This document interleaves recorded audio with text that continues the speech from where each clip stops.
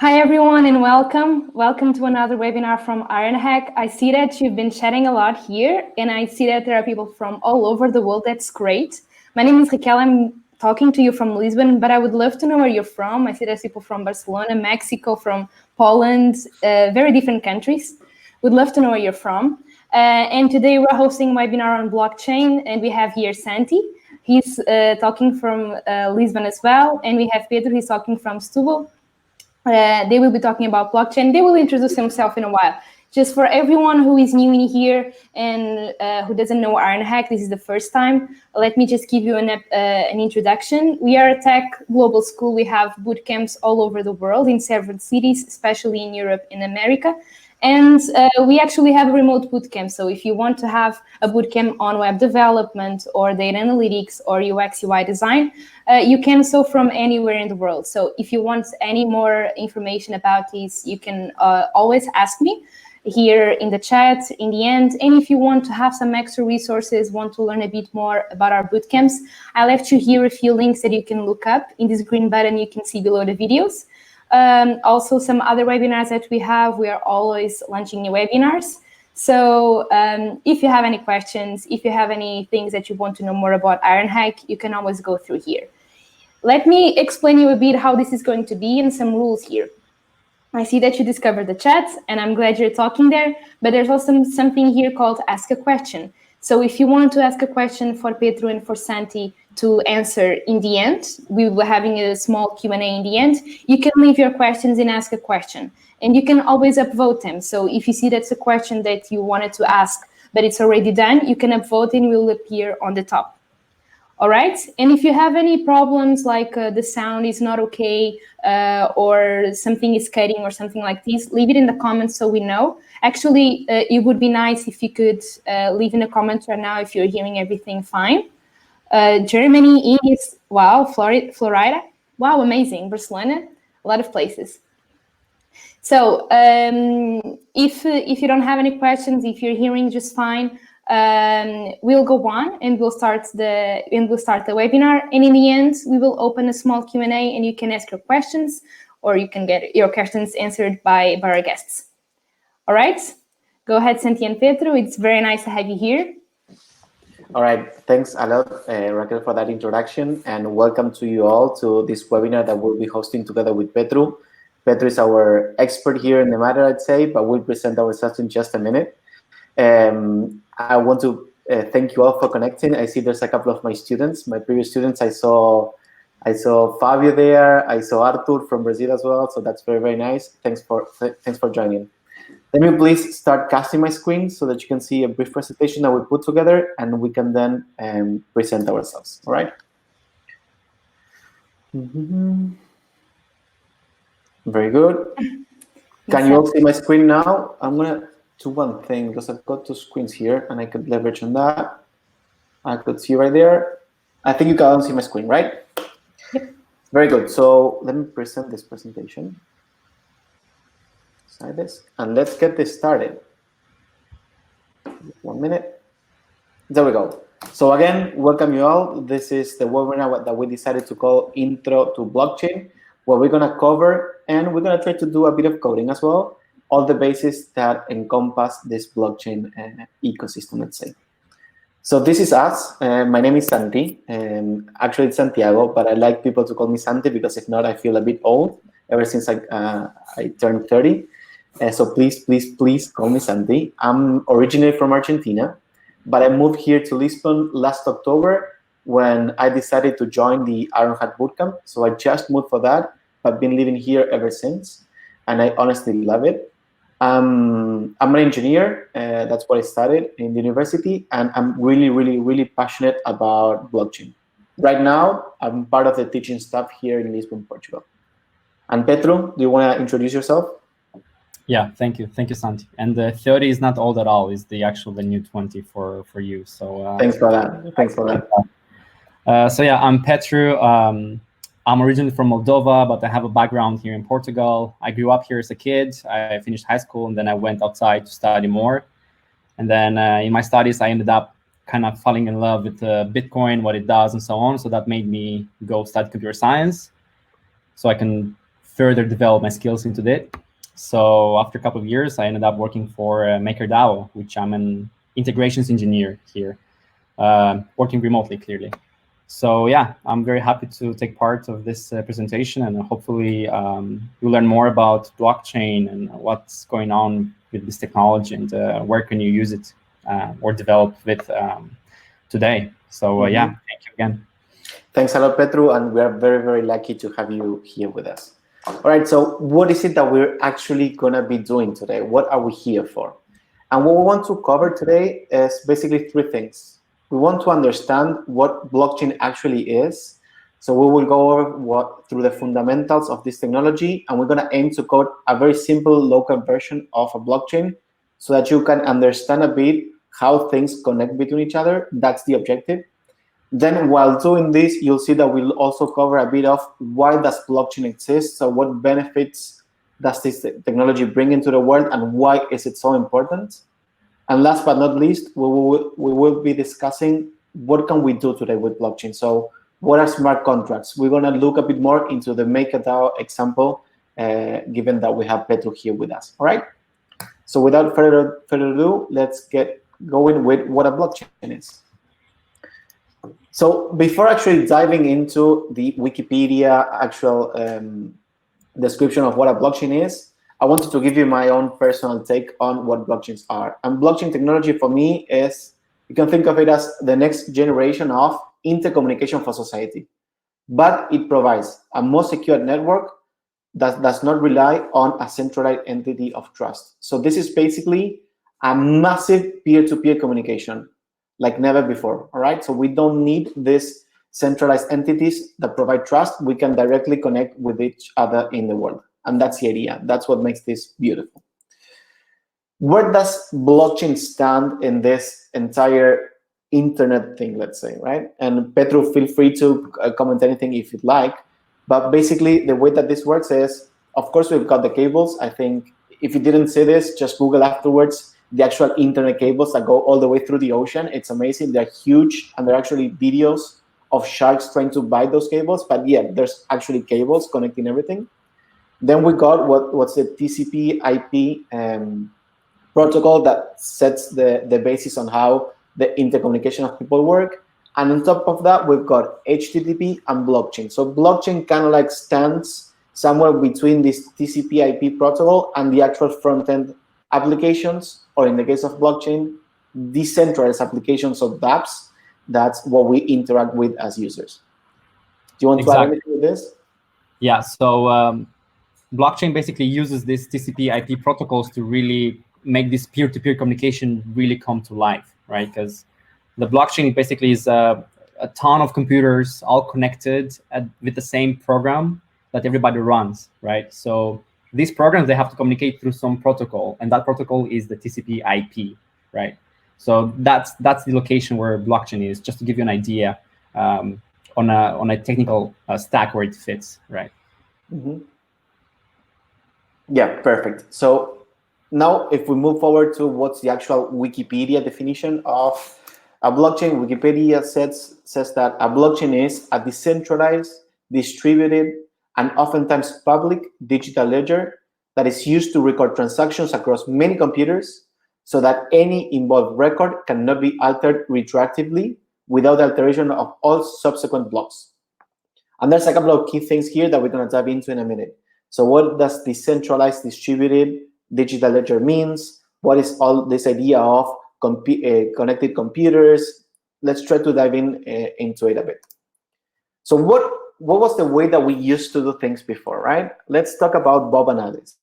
Bob and Alice, this is, let's say, 100 years ago. So we've got this farmer, that's Bob. Bob just has some carrots that he grew on his backyard, and he wants to buy a horse out from Alice, right? But Bob knows Alice from a long time ago, right? He actually plays cards with Alice's husband. So they kind of like trust each other, and they know about each other, right? And they're close to each other. That's also very important. They live nearby. So Bob basically can get his silver coins, go all the way to Alice's place, give the silver coins to Alice, and get the horse in return, all right? So basically, that's the way trade, to give an example, used to work not that long time ago. They trusted each other and they were close to each other. But things evolved a lot, right? And now we've got Bob and Mallory, that right now, Bob and Mallory live a bit far away. Bob and Mallory need some kind of central entity to provide trust into their actual connection, right? Into their actual transaction. And in this case, since we're dealing with money, that central entity is the bank. And that has to do with a lot of things. Of course, it has to do with the fact that Bob and Mallory don't know each other, and they need someone to say, hey, Bob actually has this money that he will pay you with, Mallory, so don't worry about it. His silver coins are actual silver coins, right? But also with the fact that we are having worldwide trades. So for instance, we are, I'm here in Lisbon and Petru is in Setúbal right now, right? If I wanted to send money to Petru, then I need a bank for that. I need that bank to serve as a connection for me to send money, at least without blockchain. With blockchain, things start to change a bit because I could connect peer-to-peer with Petru without no one having to interfere. And my only source of truth, and this is the important part, is the actual blockchain itself, right? So we could go back to the trade that we used to have a long time ago, this peer-to-peer trade, without the need of central entities for truth and with the ability to connect all over the place. Yeah, so instead of having a bank to oversee your transactions and approve them or censor them in case they don't like you or something, now you use this blockchain interface protocol to transact money through. And the beauty of this protocol is that there's no entity can censor you, right? You can easily use it. The only thing that can happen is that they shut down the internet. Then you probably will be harder for you to use this protocol. But for you to shut down the internet, it's also very hard nowadays. So yeah. Yeah, totally. As long as there's one node, and we're going to see what a node is afterwards, is running, then there's blockchain somewhere, and that blockchain can be replicated. But yeah, thanks for the declaration there.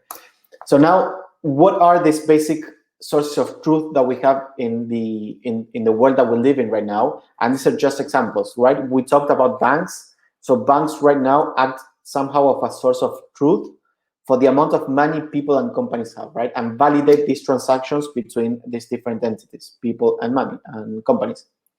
Then we also have, for instance, universities. Universities, as crazy as it sounds, they actually act as the source of truth to say which people have what degree. If I go out there and say to everyone, hey, I'm an engineer, but I don't have my university where I studied actually say that I'm an engineer, then what people would say that I'm right? What would they believe me? That's the point. And what's more crazy about all of it, and it's crazy to think of this, but it's actually true, is that we actually have governments to act as a source of truth for people's identities. I can say that I'm me if I go somewhere around here because I've got an ID that was issued by my government in the place where I lived in, right? My Argentinian passport, for instance. And that's the Argentinian government saying, hey, this guy says he is who he is. And that's the truth. So the government is the one centralizing all of that power to decide which person is which person, right? And that's kind of crazy. Yeah, it is crazy. It's also like at the deeper level, you think what is true. If you analyze, like want to put this technically, but to define what is true, is just truth is defined by what many people agree to it and what they can prove it, if that is true, right? By checking it if it's true. So on the blockchain, you can add false stuff, but if everybody agrees to it, then everybody agrees that it's there, but it's false still. So you have to be careful about that, because we say that entities, universities, they act as a source of truth, but if the university itself is corrupted, then how true is that source of information, right? Mm-hmm. So exactly. It's information on the blockchain as well. So just take that in mind. Mm-hmm. Yeah, totally. And these are a bit of brain teasers to understand a bit more of the world that we live in with a broader scope, right? And try to think of all of these things and why this technology kind of like tries to solve all of this. But as Pedro was saying quite accurately, In the blockchain itself, if I'm saying that I've got $1 million and everybody agrees, then I'm somehow going to have $1 million, right? Which I don't. And if you want to give me $1 million, that would be amazing. Anyways, let's try to decompose a bit of the big things that we just read on the Wikipedia definition of what a blockchain is. And it said one of the big things that are highlighted there was that a blockchain has a decentralized and distributed digital ledger. What this means is that every single transaction that ever occurred in the blockchain, in the history of the blockchain, is distributed amongst a load of different computers. And these computers is what we call the nodes, right? So all these nodes are the ones that act as a source of truth, or the entire network as a source of truth, but basically they have a copy of this digital ledger that records every single transaction ever made. So if someone wants to see if the blockchain is correct, you just go and get one of these computers and run all of the history of the blockchain. And then you get a sense of what's going on, right? And this is completely open. Anyone that wants can be a node. Nodes itself will also have a bit of another role onto this ecosystem. They're going to be acting as miners. And we're going to see what miners are in a bit, right? But this is the basic idea of a distributed, decentralized ledger. They're not in one place, they're all over the place, and everybody has a copy of this history of transactions. Every single transaction that's out there is held in what we call a block, right? A block itself encompasses or may encompass more than one transaction. All of the block validations, meaning that the transaction held in that block is valid, are run by the nodes, all right? So we've got a distributed ledger all over the place, and then blocks that hold that information, right? And what is a blockchain? Well, therefore, a blockchain is a sequence of all of these blocks. Once a miner gets a block and mines it, then the miner itself adds that block into the blockchain. All of the other nodes validate that block and then say, hey, this is a valid blockchain, let's continue moving forward, right? That's the idea. Very good. So now let's go back to our example before. We said that Bob, when he was trying to buy a horse from Alice a while ago, could do it because he had his silver coins and everything, right? Then we said about Bob and Mallory having to trust someone. But how would this transaction occur in a decentralized blockchain, right? How would it happen? So let's try to analyze this a bit more. So let's say that we start with Bob there. He's with his carrots. He takes his hat away. He puts the carrots in the fridge or wherever you want to store them. And he gets into his computer, right? He opens his computer. He goes into his own digital wallet and puts in Mallory's address. And he says to the network, dear network, I want to send X amount of money to this particular address, which in this case is Mallory's address. He can check the fees that the network is going to charge for that transaction and actually send the money. And that's where Bob's work stops. He just sits down and lets the nodes do the magic. So what happens afterwards? The system itself is going to pick Bob's transaction and it's going to sign it with Bob's private key. So every single person out there in this ecosystem has a set of two keys, a private and a public key. The combination of both actually can be proved that you are who you say you are. Once this transaction is signed, it goes to what we call a transaction pool. So now all of these transactions from all over the world, from all of different people, are in a pool full of transactions. From this pool, the miners grab the transactions and start mining blocks. We're going to see what mining is in a bit. Once that's done, then the miner propagates that block for all of their nodes to verify. If everything goes okay, the blockchain gets updated, and then Mallory actually sees the money. All right? So this is the way, this is the work that's going behind the scenes when Bob tries to say send money to Mallory in a decentralized way. Remember, those miners, they don't do this job for free. They're incentivized financially to do this, because when you do a transaction on the blockchain, you pay a transaction fee, right? That fee usually varies between a couple of cents to lately $2, because the blockchain is very full of transactions. But yeah, these miners, they usually are incentivized financially to do these transactions. So if you make a transaction with a higher transaction fee, then the miner will pick that transaction first, and then later yours, right?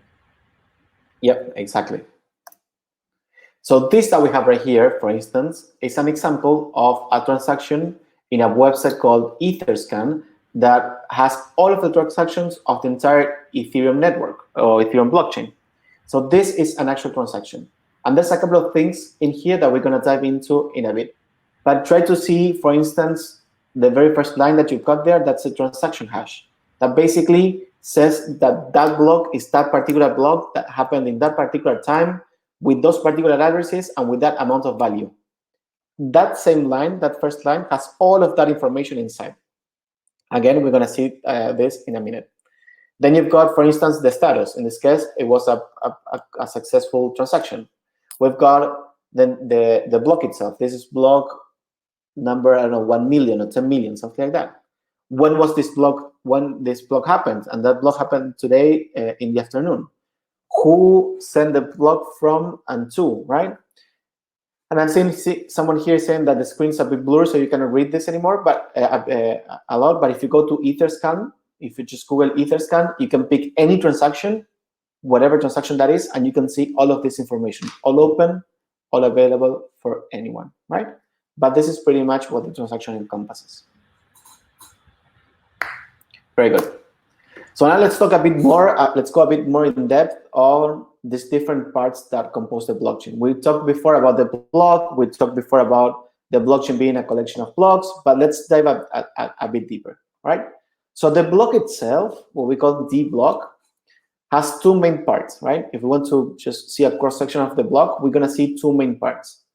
And different blockchain solutions out there might have a bit of a different architecture for this, but all of them will have these basic operations, right? So it's going to be encompassed of a header and a body. The header itself is going to have a block number. It's going to have a block hash. We're going to see about the hash in a minute. It's going to have the previous block's hash, and this is how they're linked together. It's going to have a nonce. We're going to see what that is afterwards as well. And it's going to have the time in which that block was created. So there's two things that actually connect the blocks between each other in the blockchain. First is the fact that each block has the previous hash, the hash of the previous block, I'm sorry, and it also has a timestamp. So you're never going to see a block executed afterwards with a timestamp that was actually before the previous block. That would just not work. And last but not least, you've got the body. And the body itself, it's the collection of all the different transactions that are part of this block. So if we go back to our example before when we saw Bob sending money to Mallory, maybe this particular miner got 5 transactions from that pool, in which one of those transactions was Bob's transaction, mine this block and just send this block into the network. So this might be a block with 5 different transactions, for instance, okay? This is the basic cross-section of a block. But I talked about hashing before. So what is actually hashing? What's the idea behind hashing? And hashing actually has the power of transforming arbitrary size data, that means any data in any format, in any form, how long you want to make it, into a fixed size data, all right? This is a cryptographic function that has this particular ability.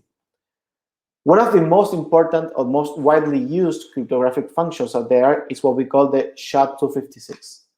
And this cryptographic function was created by the NSA in the United States. SHA-256 has 2 parts onto it.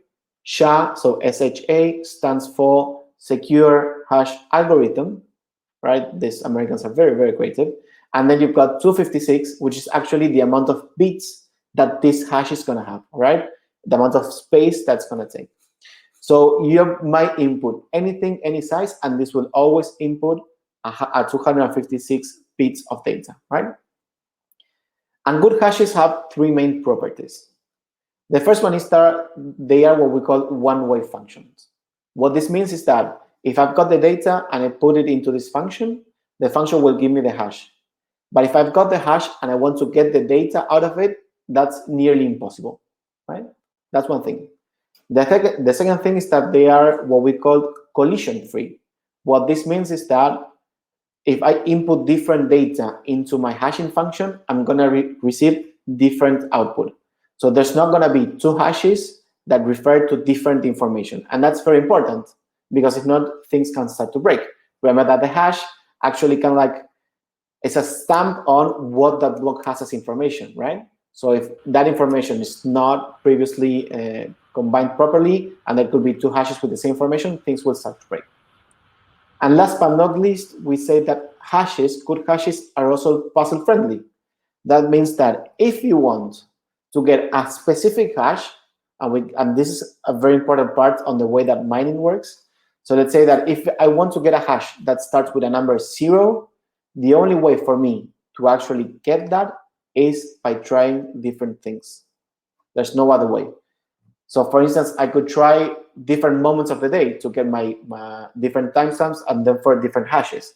I cannot be 100% sure that I'm gonna get the hash that I want by changing the inputs. That's up to a puzzle free. You can think of this as a dice. If you throw a dice, then it's always the same probability of having the same output, right? So hashing is kind of like throwing the dice. You never know what you're gonna get out of it. And that's what we call puzzle friendly, right? Very good. So what is mining now, right? We said the block has hashes, but there's miners that actually mine those blocks. And mining is the act of finding a specific hash. This is the work that miners do. And why are we putting our miners to work? What's the intent behind this? So remember that miners in this ecosystem, and this was created by the grandparent, as Pedro likes to say, of all blockchains, which is Bitcoin.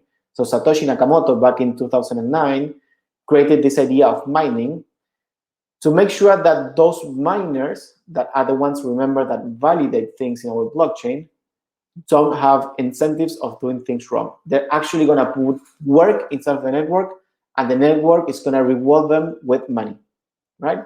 So with every single transaction, that who sends the money will also pay a fee, in the case of Ethereum, for instance, and in the case of blockchain, of Bitcoin, when a miner gets the block, the entire system gives the miner a reward in Bitcoins, right? So the idea is that miners will put a lot of work onto this, and it will require computational trial and error, as we saw before with the puzzle friendliness of hashes, to find a hash that matches the specification of a network, right?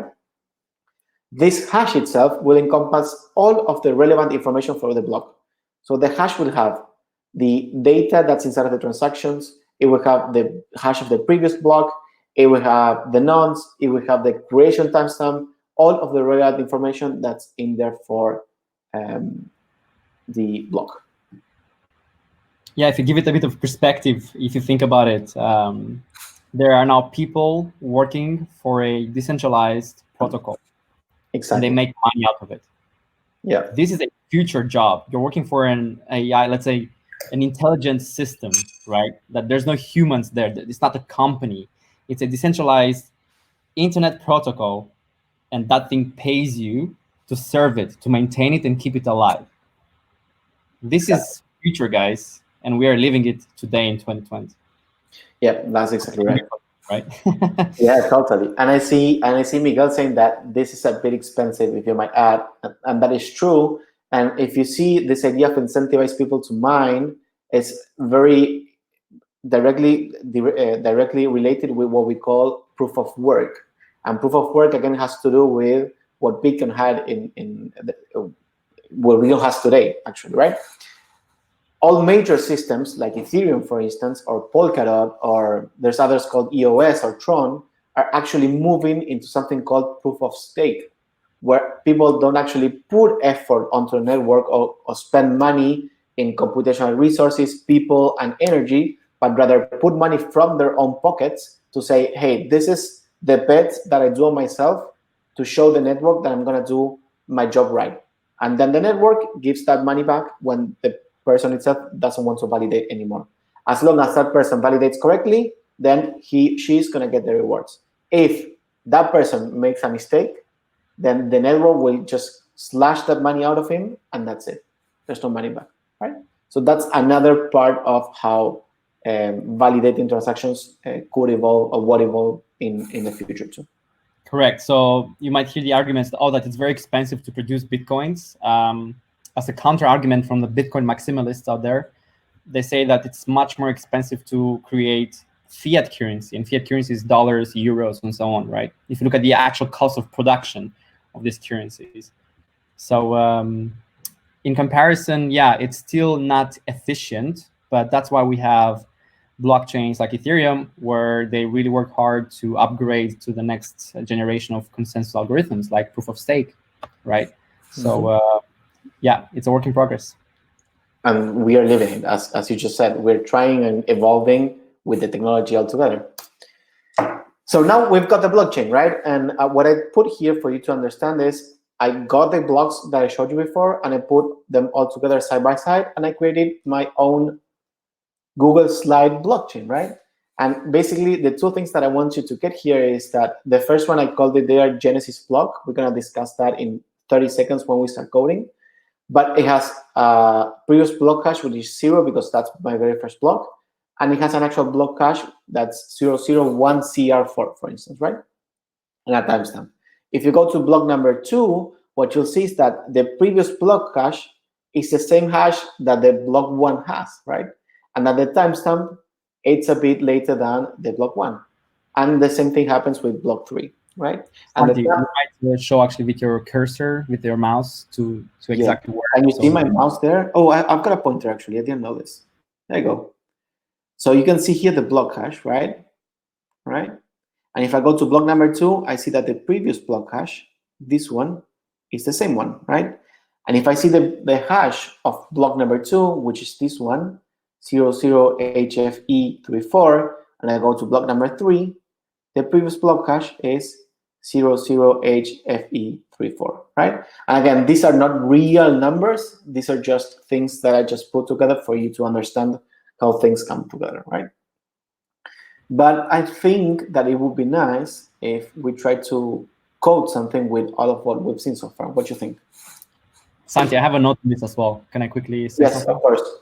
Can you go back on the slide? So like that's what this hashes, that's what makes this blockchain so secure, because as Hansi spoke about before about hashes, how hard it is to decode them, right? So imagine if every block is linked with the previous block's hash. In order for you to change a certain block, you have to first change all the previous hashes from all the previous blocks before, right?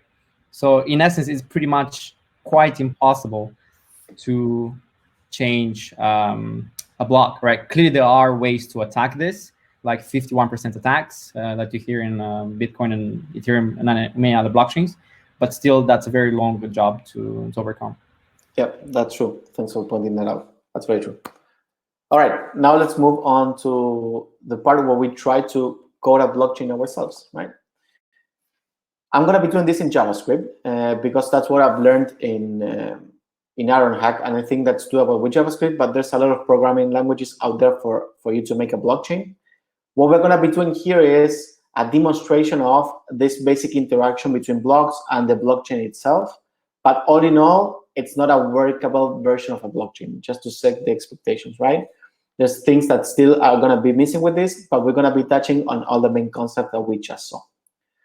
So I'm going to move on to Replit. I believe that you can all see my screen now. I will just create a new Replit here with Node.js. Let's call this, instead of cheerful nodal watch, let's call this blockchain webinar. Great Replit.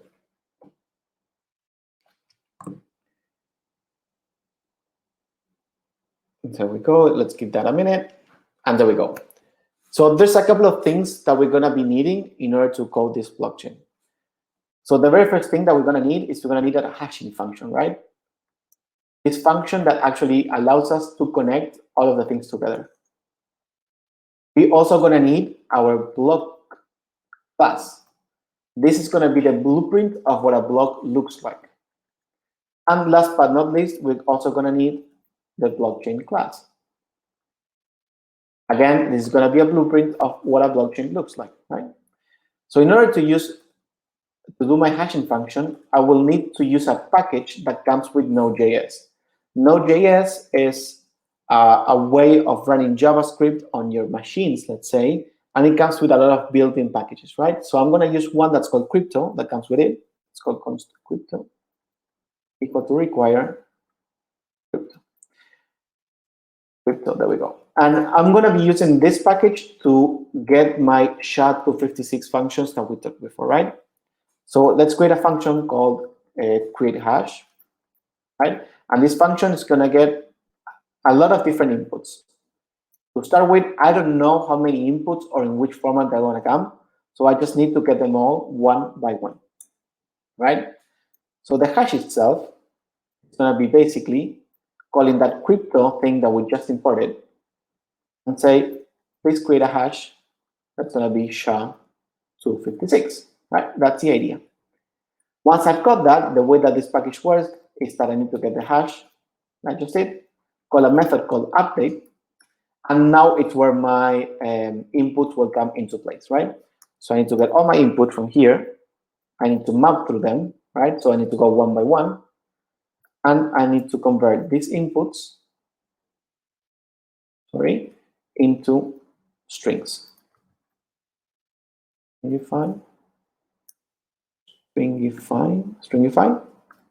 the input itself.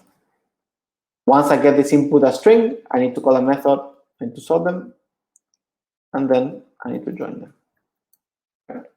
So basically what this is doing is this is going all through our inputs that our hashing function is receiving. It's going all through them, it converts them onto strings, and then it sorts them and joins them, right? And the only thing that I need to do finally is return get to hash. So return hash.digest, that's a method, and I'm going to be using the hash in its hexadecimal form. This function here would return a hash in its binary form with ones and zeros, but I just want the hash in hexadecimal form, right? So this is the function that we will be using. Afterwards, when we go over through our mining, we will need to check this hash in its binary form. So what I'm going to need is a package that will help me translate the hash itself onto its binary form, right? Let's try to get a package here called x2binary. We go x2binary, and let's install this, right? There we go. We're going to use it afterwards. So the only thing that I'm going to do is, first thing here, I'm going to say const x2binary equals to require x2 binary. I'm not going to get into too much detail on this right now, but you'll see what we're going to need afterwards, right? Let's talk now about our block class. It's going to be one of the most important classes itself. So the block class, it's going to need a couple of things. It's going to need information, and it's going to need methods. The information is the information that the block will hold itself, and the methods are the operations that we need this class to perform. The information that we need here is, we're going to need, and we just discussed this, the timestamp. You're going to need the data, the hash itself, the hash of the previous block, the difficulty, we'll see about that in a minute, and the nonce, as we just discussed. And the methods, well, this is very straightforward. We need a mining method, so let's call it mine block, for instance, and we're also going to need a genesis block method. This is going to be the method that we run for the very first block. Okay, good. We've got our hashing function. We got the idea of the class, the block class itself. So let's create this class. Let me just put this aside. We don't need this anymore. There we go. So the class itself is going to be class block, right? It's going to have a constructor. This is where we're going to hold all of this information. And the constructor will receive the following information. It's going to receive a timestamp. It's going to receive data, hash, last hash, difficulty, and nonce, right? And it's going to say all of this information in what we could say is the state of the block. So this dot timestamp equal to timestamp. My fingers are not working today. This dot data equal to data. This dot hash equal to hash.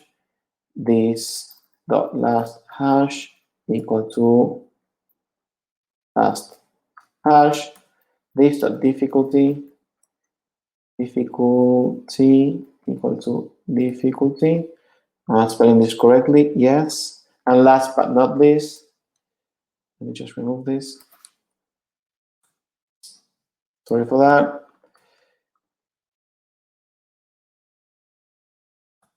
These nonce equal to nonce, right?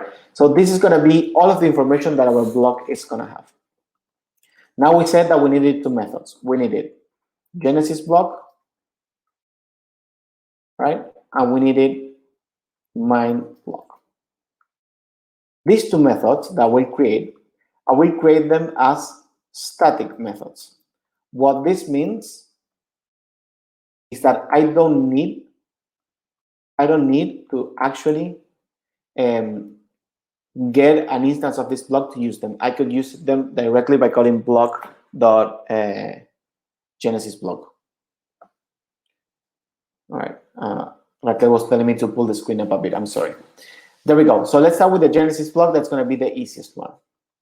So basically what we want this method to do is we want this method to return a new instance of this block, right? This is what we're going to do.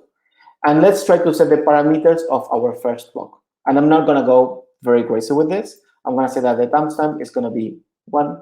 I'm going to say that the last hash, in this case, it's nothing itself, because again, this is the very first block.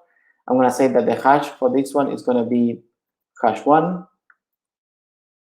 I'm going to say that the difficulty is going to be 1, whatever. Nonce is going to be 0. And the data itself for this first block is going to be nothing. All right? So this is going to be the very first block that we're going to have for our blockchain. Again, this is a very simple method that only intends to return an instance of the block itself. Let's try to go to the mine block now.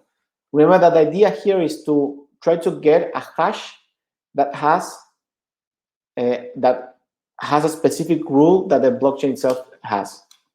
What blockchains usually do is they're going to ask the miners to get a hash that starts with an X amount of zeros. And that's what we call the difficulty. So we're going to be running these functions a lot of times until we get a hash with X amount of zeros. So what I'm going to do here is I'm going to pull my difficulty. I'm going to say all the way to the top that the difficulty for this network is going to be 4. So I will require that hash to have 4 zeros in the beginning, right? Now let's try to mine the block. That's going to have the hash here. This is the one that we're going to be trying all the time to see what we get. We're going to have the timestamp. Again, this is going to change every single time we try. The last hash is going to come directly from the last block. I'm going to get the hash from that block. So that means that this function here needs information. It needs the last block, and it also needs the data itself. We got to have the difficulty equal to this difficulty that I just created before. It's 4. We're going to have the nonce.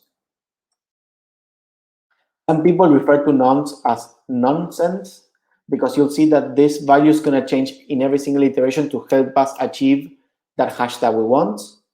And I'm going to use another variable called hash binary. And this one is the one that I'm going to use to check the condition for our hashes. Let's put here condition and not confusion. Very good. There we have it. Now it's time for this miner to do some work. So we're gonna use a do while loop. So basically what we want this miner to do is, hey, please do these same operations as many times as needed until you get a hash with the necessary binary, right? So the operations that we need this miner to do is basically, first of all, make that nonsense grow, then establish the timestamp to this right moment in time and place, and create the hash.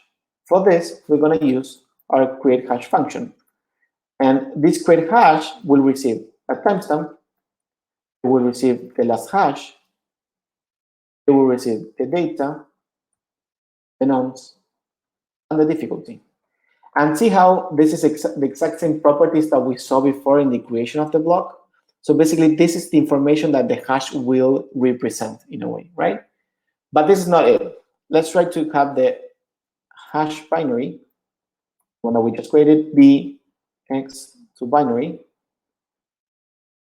this hash substring 0, difficulty. So basically, I'm creating my hash here, all right? And then what I'm doing is this hash that I have, I'm turning that hash into its binary form, and then I'm getting the first 4 items in that hash, right? And I want these operations to be done while, and this is the important part, hash binary is different than 1, 2, 3, 4, right? Since this is always going to give me the first 4 numbers of the hash binary itself, if these first 4 numbers are not all zeros, then please do this math again. And this is where the puzzle friendly comes into place. The miner will need to try this function a lot of times in order to get the actual value that we want, right? And this is basically what a block is. The block is something that holds all of this data. It has a method to create a Genesis block, and it has a method to mine a block, right? That's the idea. Now we can move forward to our blockchain class. And our blockchain class is going to be pretty straightforward. The blockchain class needs basically a class itself, a collection of blocks, and it's going to need also a method that adds a block to the blockchain, right? So let's create that class. That's blockchain right now. I'm doing this wrong, and I did this wrong before. Nobody told me this. Go. I tend to do that mistake pretty sometimes. So constructor itself, there we go. Const. The constructor, we have a Genesis. Basically, we're going to be using this Genesis block function that we just created. So we're going to call that block.genesis block, right? And our chain, so this dot chain, is going to start with the Genesis, right? So basically, every single time we instantiate this block class, what's going to happen is that the class itself is going to run this function to generate a Genesis, and it will add that Genesis into the chain. So that's going to be the very first block of our blockchain. Now it said that we need to add a block. This block will receive some data, right? In order to add a block, we need to do a couple of things. So first of all, let's get the previous block. To get the previous block, I need just to access the chain and get the previous block. So the way that I do that is, since this block is going to be a new one, I'm going to go to my chain. I'm going to grab the entire chain. I'm going to check the entire chain's length. I'm just going to get the last value that's in that chain, right? That's going to be my last block. And now the new block, it's basically going to be calling that mine block function that we just created, right? So remember that mine block function here needs to have the last block and the data as arguments. So let's pass them, right? The last block itself, it's going to be this last block. And the data is going to be this data right here. Very good. Once I mine this block, then the last thing that I need to do is basically add that block to my blockchain, right? And that's the overall idea of how to create a blockchain. But let's see if this is working. If it's not, I don't know what I'm going to do. But let's create this blockchain. Let's call it Ironhack Maker blockchain. I will call it Santi chain, but let's call it like this. Let's call it Santi Petru chain. There you go. And it's going to be a new blockchain. Okay? Blockchain. There you go. Now we have it. We are having an instance of our blockchain here. New is with a small m. There we go. So block, this is going to be our blockchain. So let's use the same blockchain and let's try to add a block. I'm going to pass here intro to blockchain, for instance. That's the call of the talk. And what I want to do is, once I do that, let's just console.log. It's Santi Petruchain to see what we have inside. Bye. And let's hope this does not break, because if I need to debug this, it's going to take a lot of time. This is the moment of truth. Let's see. There was an error because I said crypto there, and it's not like that. Where am I using that? Line 8. I wanted this to work. Have you seen that typo that I had there? All right, we've got our block here, but we're getting an undefined. So for some reason, I'm not getting that information there. And I don't know why. New block is fine. New block is fine. Into the blockchain is fine. Chain block. Let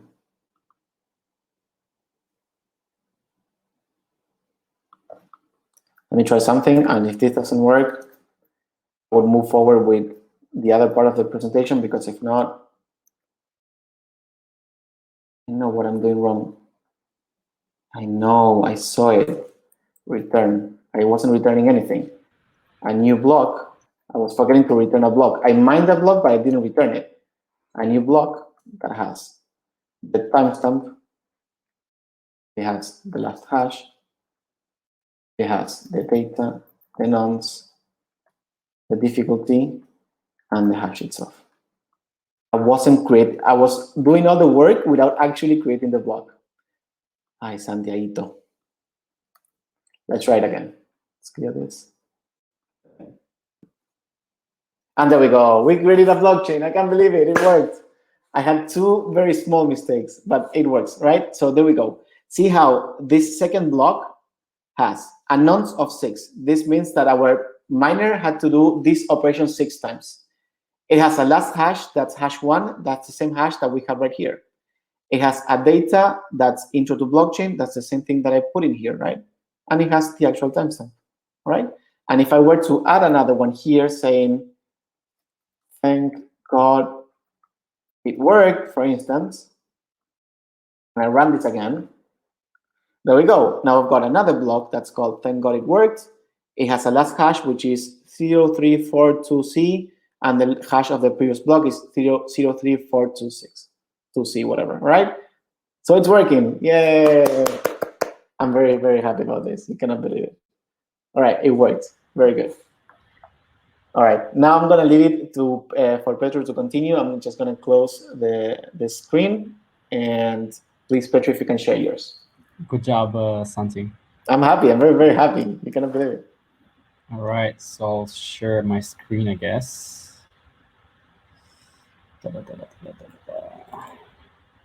Just give me 1 second.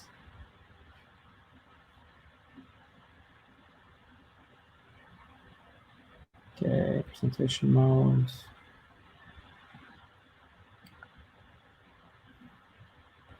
Okay, so you should see my screen now, right? Yep, perfect. Fantastic. So where were we in the end? I guess it was here. Yep. So yeah, as Santi mentioned, clearly the blockchain benefits are immense out there, right? In terms of storing the data on that blockchain, it's very hard to corrupt it once it's there, right? So hence, you hear these terms a lot, security. Productive, Santi, can you help me there? What do you think? How productive can it be? Yeah, so basically with productive, what I meant is that by eliminating this intermediary source of truth, you get, you unleash the resources that these intermediaries take. So imagine if you, let's go for the bank example. Imagine if you needed, we don't need to spend any more money with banks in the middle. What could we do as a society with all those funds, right? What could we create? How much forward we could be? So yeah, this is what I meant. It cuts middlemen, right? You heard this a lot if you were into blockchain stuff. Yeah, exactly. It cuts middlemen down. So when you do that overall, be it blockchain or any other process, when you cut intermediary that takes time, process that takes time overall, then you increase efficiency. Hence, it's productive in that sense, right? So yeah, it does cut plenty of banks that allows people to transact peer-to-peer. So imagine the potential of this, right? You see nowadays already clearly with Bitcoin, people can transact across the world easily, no matter what, for a couple of dollars, right? You can send billions of dollars for a cost of $1 or something per transaction, right? Imagine sending $1 billion to your oligarch friend in Russia through the legacy financial system. Then that will take you lawyers' time plus banks taking a 1% fee or 2% fee, right? So when you look at the cost of sending money in the legacy world, huge. Blockchains cuts that out completely. Yeah. So goodbye bankers. Well, not bankers, no, but intermediaries, hopefully. Exactly. Yeah, innovative in the sense you say here that it eliminates the need of trust. Well, the trust is put at the protocol level. Exactly. Right. So how trustful is this protocol? Because you have to think about that technically speaking.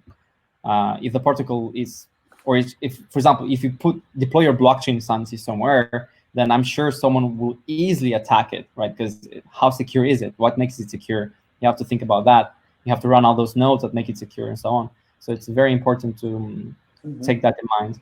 One of the founders of Ethereum, one of the co-founders, Gavin Wood, says something that I think is quite nice with this. He says that blockchain has more truth but less trust. That's how he poses it. Beautiful way to put it, definitely.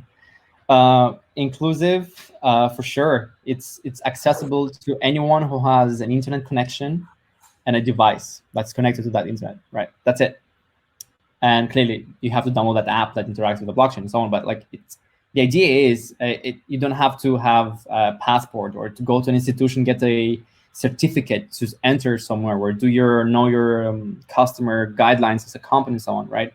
It's like just checking the Google or Wikipedia for information. Now you can use this protocol for transacting value. I say value, not money, because blockchains nowadays, they don't just allow you to transfer dollars or crypto from one side to another. It allows you to transfer value. And value, what is valuable? Be it is a university certificate, it's a house certificate, it's a security from a company, a Tesla stock, be it whatever, right? Blockchains do that, especially Ethereum blockchain. Yeah. So yeah, inclusive, worldwide available, they kind of are together, right? Yeah. Uptime. Look at the uptime of the Ethereum blockchain. Look at the uptime of the Bitcoin blockchain. It's been up for 10 years. It's 99.99999% uptime. It never has been shut down, right?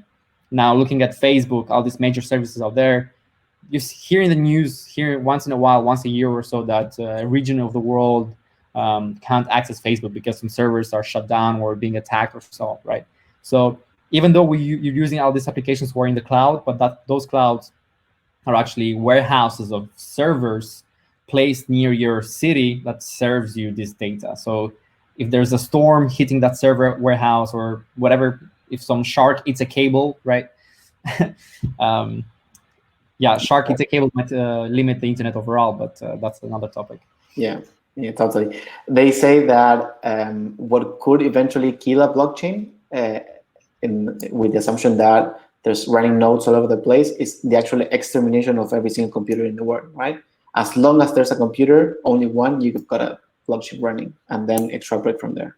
And that's quite difficult to do, right? Definitely.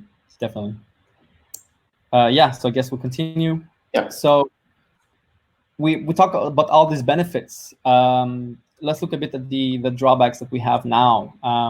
One that you mentioned now in the talk is clearly how what was the expression you mentioned with Gavin? The truth. How is the truth? More truth, less trust. Yeah, exactly. So you can put all the truth out there, be it whatever truth it is for you, but it might be a fake truth, right? Depends. At least in data. But with money, like if you have your money on the blockchain and you have a very secure wallet, then you're good to go, right? That's safe. But one of the drawbacks we have so far in the blockchain world is scalability. By scalability, I mean how many users can the blockchain hold per, let's say, per second, right? How many users can it serve transactions? Bitcoin serves what, 5 transactions per second for users. Ethereum serves a bit more, 15 per second. 17. So if you have millions of users trying to send transactions in 1 hour, then you have a bit of a problem there. Like you have to pay higher transaction fees, or basically wait till everybody use that, then you have to input your transaction in the chain. So that has not been solved yet, but it's very close to be solved for the major blockchains like Ethereum. Because what we have nowadays so far, like Bitcoin blockchain and Ethereum blockchain, has the aspects of the chains are very decentralized and secure, yeah, but they're not scalable yet, right? So we usually mention this blockchain trilemma, and then you choose 2 characteristics. What do you want to have, right? So the most secure blockchains are there, clearly Ethereum, Bitcoin. The rest of them, like Tron and so on, they go for scalability and decentralization, but not security, right? You can in an easier way attack those networks than attacking Bitcoin and Ethereum, right? So true open accessible blockchains for everyone are not yet scalable. That is being worked nowadays on Ethereum. Hopefully in a year or 2, they will release some very crazy upgrades to the chain that will allow anyone to process higher transactions, right? So have a look on that. Have a look on Ethereum. So, okay, we talked about blockchains, which are, look, even now, like you showed how a blockchain works, like the characteristics of it, yes. And we saw a question in the chat as well regarding, I wanted to look for a job or work with blockchains, develop blockchains. Like how many blockchains are you going to develop actually, right? So this comes next to the question, to the conversation of the internet itself, right? You have people who clearly develop the protocol, and then people develop the protocol on top of it, and then we all use the internet, right? The same thing is going to be with blockchains. There's still going to be needed jobs and skills to really know the deep technical levels of the blockchains, but most of the opportunities out there will be definitely working on top of those blockchains, right? So, for example, with Ethereum, you can develop smart contracts on it, but that's another topic. I'm going to continue later in this presentation. So what I want to show you here, it's a bit of a holistic point of view as well about the internet and where the blockchains are heading as well. This is the internet back in the 80s, in the 83. Look at this map across the US. You just see a couple of nodes here and there, the major university cities across the US, and that's it, right? Now, a couple of years later, you look in 2005, this is the internet mapped, right? So all these dots out there are basically servers with IP addresses serving clients here and there, right? It's pretty epic. It looks like a galaxy to me, right? Awesome. Exactly. This is a network of decentralized exchanges on the Ethereum blockchain. So the pattern here is that we are heading towards the interconnectedness, just like we have on the internet right now, but on the blockchain. So these decentralized exchanges, basically, I don't know if you are familiar with those, but you have typical exchanges where you can go and buy cryptocurrency that are, in the real world, let's say. There's their institution, they have to open a company, open a bank account, build a website, build the servers, all those things where they basically handle users' funds from the banks, and then they allow them to trade dollars to euros and many other cryptocurrencies, right?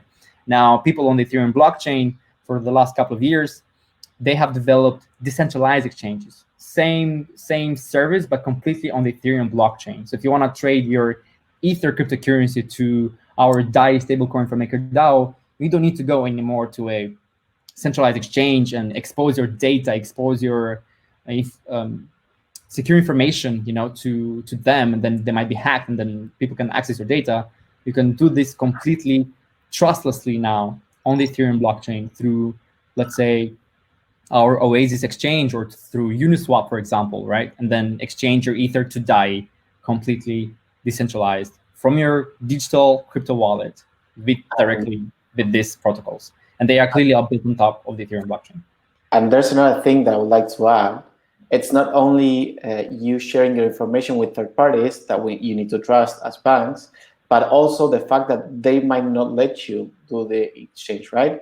And nobody will not let you. If you go to more South American countries and maybe some Asian countries as well, there are a lot of government regulations that banks need to execute that will not let you buy currency. In Argentina right now, where I'm from, you cannot buy more than $200 a month, right? And DAI particularly has been growing a lot in Argentina because of that. People want to just buy dollars, right? And if the government does not let you, then they go through the way they can. So this is very powerful. If you're living in a region where they really try to stop you, through their gateways, their gates, then this is definitely a way, right? And many people are using this. We in the Western world, in the developed countries here in Europe, we don't care because we have such a good service here, more or less. But when you access this and you start to use it and integrate it with your own debit cards, because now there's debit cards linked directly with your crypto wallet, so you can spend your crypto anywhere Visa or MasterCard is accepted, right? It gets much easier. So you start to think about banks and the service they provide as very dinosaur era, like, oh, you need to talk to a person to do some things, like to exchange something, really, like, Anyway, if you want to talk to people, good. Yeah. So decentralized exchanges, amazing on the Ethereum network. Another interesting pattern we see now, it's with DeFi protocols. And DeFi stands for Decentralized Finance. And Decentralized Finance is an ecosystem of applications on top of the Ethereum blockchain that provide you financial services, be it from you exchanging your crypto to another asset, yes, but also borrowing and lending and earning interest on your crypto, right? And that's where we MakerDAO stand as well in this ecosystem. We allow people, individuals, to print DAI in a way, like a central banker. I'll explain it later. So yeah, let's talk about the MakerDAO case study that, we use clearly blockchains. We use the Ethereum blockchain to build our solution to a very big problem in the world economy. And yeah, let me try to explain you in one slide what we're doing. So in essence, overall, we are MakerDAO. MakerDAO is a decentralized community of people that own a Maker token on the Ethereum blockchain. And with that Maker token, basically, they are part of this decentralized autonomous organization, hence MakerDAO, right? Where they came up with this problem to solve, which is how to create a stablecoin on the internet, on the blockchain, right? A cryptocurrency that is stable, right?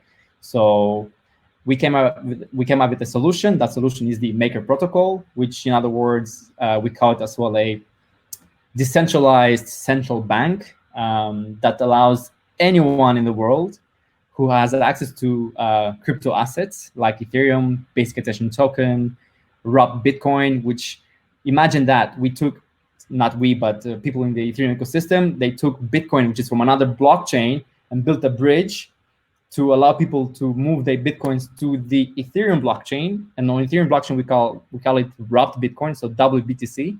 So you can use Bitcoin on the Ethereum blockchain right now, right? So you can use that Bitcoin now and lock it, deposit it into our MakerDAO protocol, and mint DAI, right? So this process here, it's usually done in legacy world, is done by central banks of countries. Every country in Europe has a central bank, in the world has a central bank, right? So they look at the economy and they see, okay, we need to print more currency because there's a lot of demand, right? So that's what the central bank does, right? We build this protocol on the internet to allow anyone in the world to pretty much deposit their own assets onto the protocol and create this currency stablecoin, right? And the difference between our bank, let's say this protocol, and the normal bank in the world is that all the DAI that is created out there, it's actually backed by something. It's backed by a valuable asset in the protocol. So all the DAI we surpassed now around 300 million DAI in circulation this week. All that DAI is backed by Bitcoin, Ethereum, Basic Attention Token, and so many other tokens out there on the Ethereum blockchain, and many, many more to come, right? So that's the difference between us and them. We still use this form of credit, like the normal banks do in the world, but we use this a more robust way of creating money through actually asset backing. As normal economies, looking at the US and many like developed nations, they just create money out of the nothing, out of the blue, and they put the trust of that money in their explanation is in the overall economy, in the overall GDP of the economy, right? But if that is handled poorly, which is always has been more or less, you see what we have nowadays. We have plenty of trillions of dollars being printed because of this crisis lately, but what impact will those trillions of dollars will have on the world economy? We'll have to see, right? So these are very big economical questions that we at the Maker Foundation, which is a part of the MakerDAO community, we're trying to solve through using this, building this protocol, right? So these are very deep economical questions, but very interesting as well. And when you combine all this economics, computer science, game theory, law into blockchain, you have something like MakerDAO. I know this is a lot to say. Let me know if you understood or if there's any questions. But this is overall what we do, right? So clearly the end product is DAI. What I explained to you right now is just one aspect of it that people can just go and deposit and create DAI, but you can just buy that DAI as well at any decentralized or centralized exchange and use that DAI to basically have your savings in, right? Or send that DAI to your friend in Argentina. So it reaches him in seconds and not days, right? And you can send him any amount you want, for example. So yeah, DAI is very cool. Check it out. Agree. So next, yeah, clearly, I've already told you that all this is built on top of Ethereum blockchain. A bit of history of Ethereum blockchain. It was launched in 2015, but it's been in the works from 2013 onwards or so. It's been mostly headed by Vitalik Buterin, which is a whiz kid who was into Bitcoin, saw what Bitcoin offered, and he said, there's much more what the blockchain can do, and we should call that blockchain 2.0. Back in the day, that's what they called it. And blockchain 2.0 was this thing, which is this thing, Ethereum.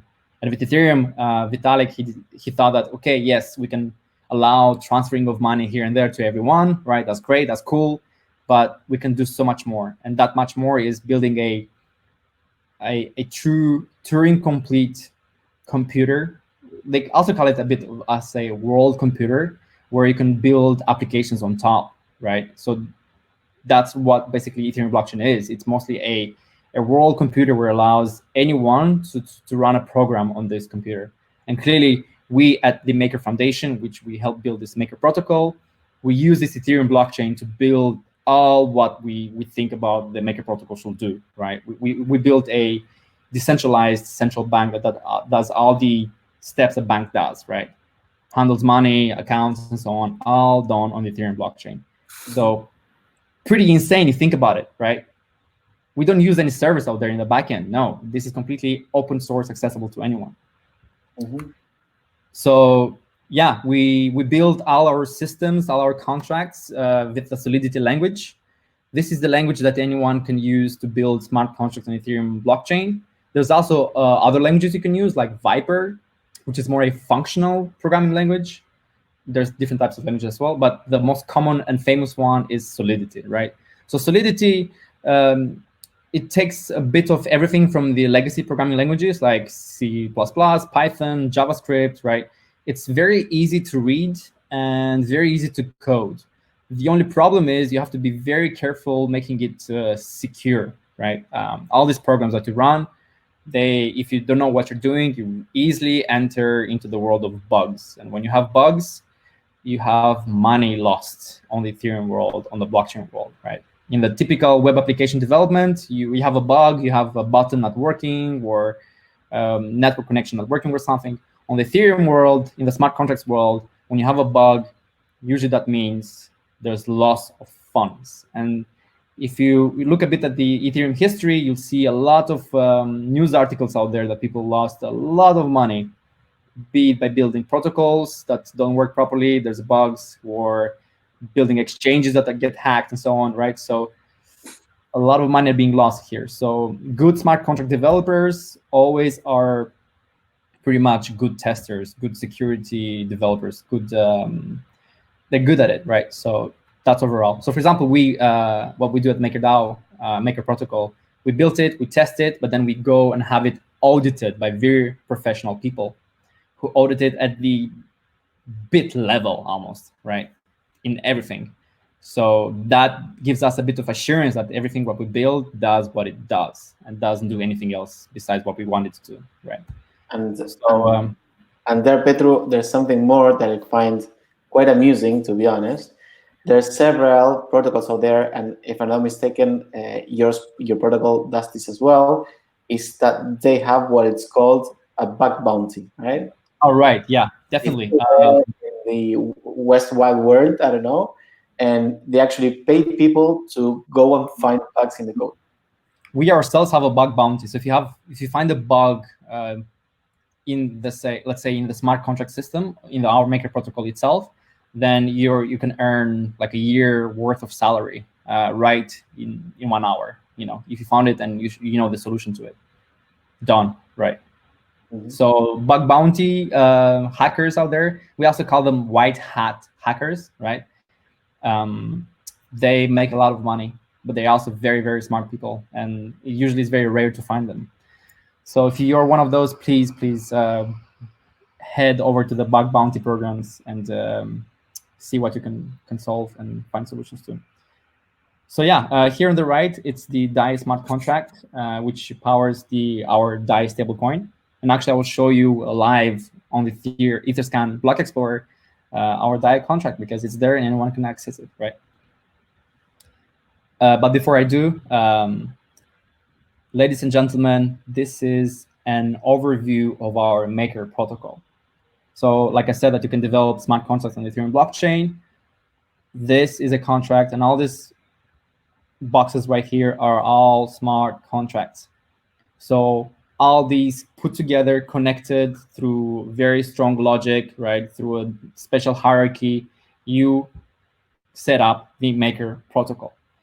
So this took a couple of years to really develop and test it to make sure that it works before it's been launched on the Ethereum mainnet to actually allow people to put real money to work, right? So I just wanted to give you this architecture view, because personally for me, this is now a piece of art that you basically look at, especially if you know how it works.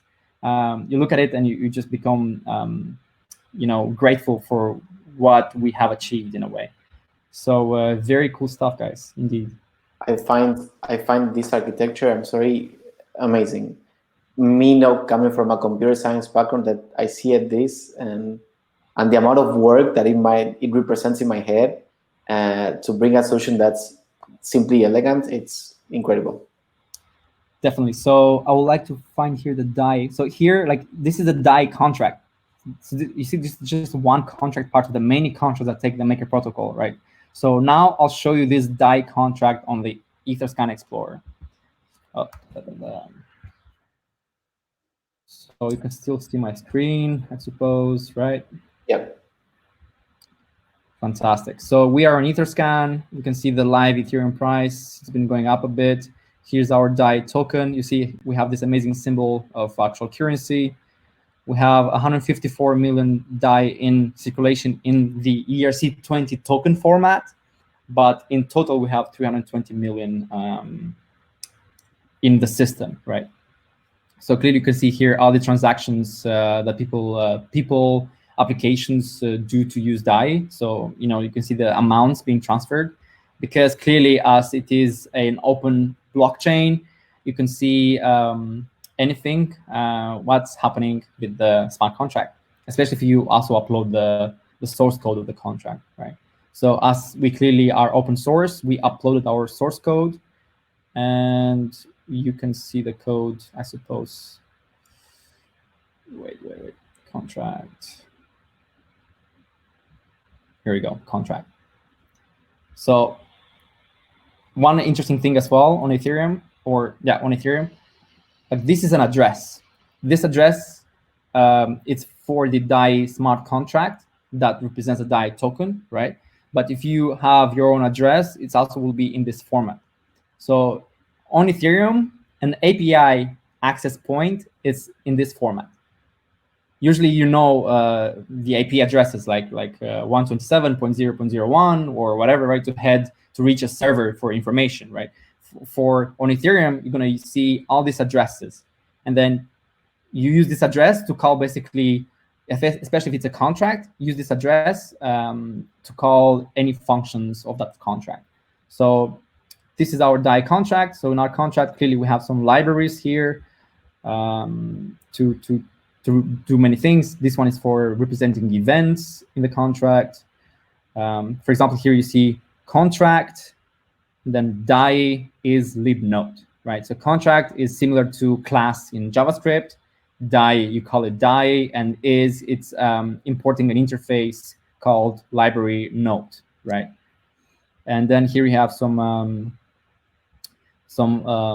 data, for example, words. We have some functions here to give access or deny access, right? We have some basic variables here, for example, about the contract, right? So this is very typical to JavaScript as well, right? You see, okay, name, you make it a constant, it's public, it's accessible to anyone, you define it as a string, and you call it what? DAI stablecoin. Okay, the symbol is DAI, the version is 1, the decimals are 18. Another interesting variable is total supply, for example, right? Which is in the format of unsigned integer 256 bits, right? And so on. So clearly, like by you calling, for example, total supply for this contract address, you'll get the total supply in your function when you call it. So that total supply, for example, is read here by Etherscan here. So what they do is actually they call that function total supply, and they get a response in this form in unsigned integer, right? And then you convert it and you get this number. So that's the DAI contract. And clearly you can go here and as well, they build this nice interface where you can see the functions as well.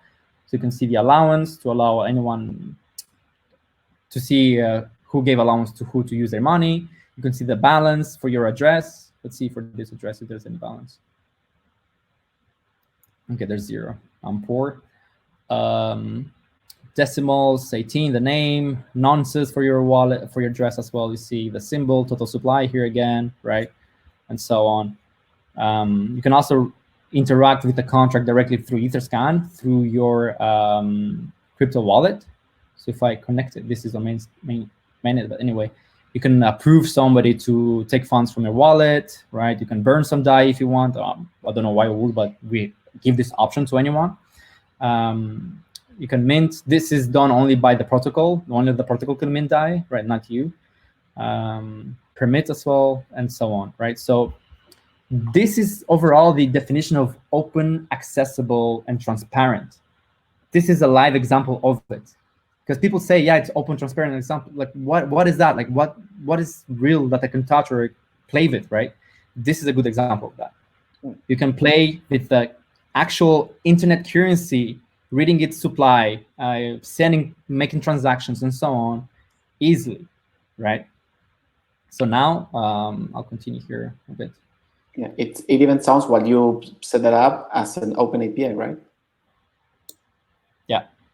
So yeah, like this is overall what DAI and many other cryptocurrencies out there are, right? It's an open money API. So think a bit about this on a higher scale, on a bigger picture. You want to build a web shop, want to open a business.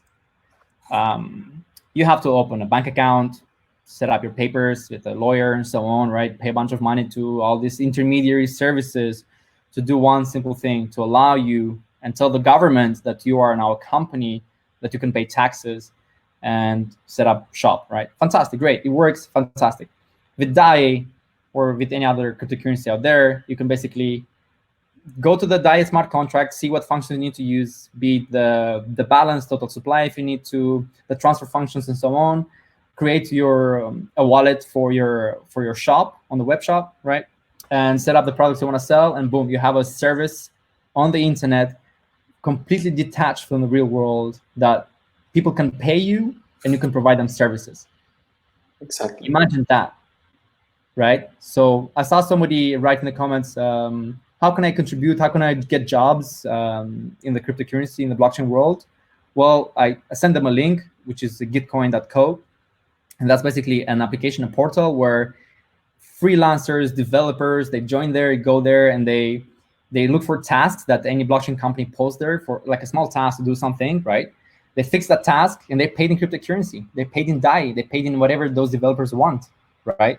So imagine a job where you don't have, you don't sign a contract, you don't get a fixed salary, but something like extra on the side, you can easily do it.